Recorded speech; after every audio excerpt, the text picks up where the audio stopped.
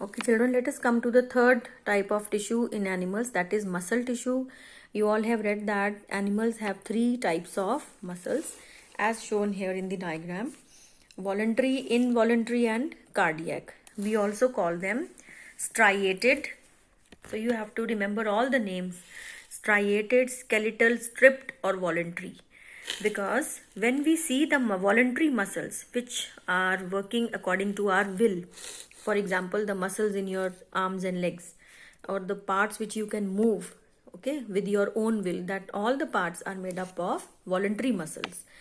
These muscles, if we see muscle fibers under the microscope, you will find some bands, dark and light bands. Again, these are actually the protein fibers. So these, due to this light and dark bands, what we observe is striations or the strips, and that is why we call them striated muscles. So you can call them striated, and as they are voluntary, they are attached to our skeleton system, so we call it skeletal, or stripped because the strips are present, or voluntary. Then unstriated muscles are smooth. You can see these, this is spindle shaped muscles. These are the involuntary, that is, which do not work according to our will, and they function on their own. So because they don't have any such kind of bands on them, so we call them unstriated. Even we can call them smooth because they don't have any strips. Okay, and the third one, so you have to learn the examples where they are present. Like striated, you all know, these are found in the arms, legs, face, neck, the body parts which you can move. And unstriated, present in the iris of the eye, skin, lining of the blood vessels, bladders, urinary bladder, uterus, etc. And you all are familiar with cardiac muscles. These are the involuntary muscles which are found in the walls of the heart. And these muscles are again striated, uninucleated, having single nucleus and branched. You can see from this figure, from this diagram. So these are branched, uninucleated, and striated. And they contract without any stimulation and do not get tired soon. So they contract day and night, and that is how the heart is capable of pumping blood to the rest of the part of the body. The last tissue is nervous tissue. As you all know that neural or the nervous tissue consists of the longest cells, we call them neurons. You have drawn this diagram in class 7th, in class 8th. So once again you have to revise this diagram. That is the structure of a nerve cell, or what we call neuron. So neuron consists of three parts. You all know this is the cell body, or the cyton, also known as perikaryon, also known as soma. And this is the cytoplasm, we call it neuroplasm.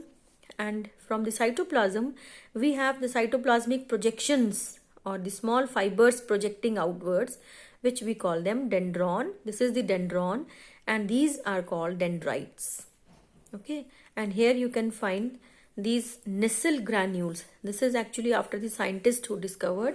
These are basically the fragments of endoplasmic reticulum.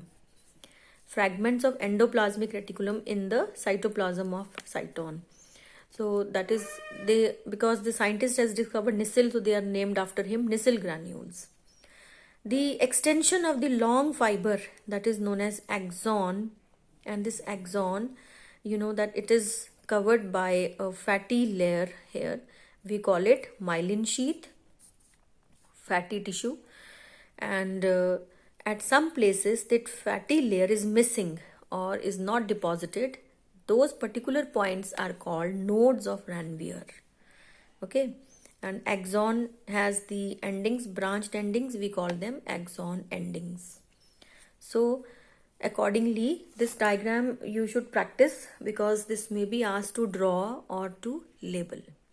Fine.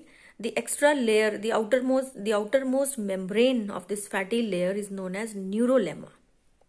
Neurolemma, these are the nuclei of the fat cells, and myelin sheath, okay, Nissl granules.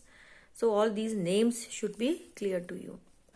And function, you all know that nervous tissue serves for conducting impulses from the body organs, sensory organs to the brain or spinal cord, and spinal cord to the brain and spinal cord to the body organs. So children, revise this chapter, and if you have any doubts, you can ask in the Zoom classes. So thank you very much. God bless you.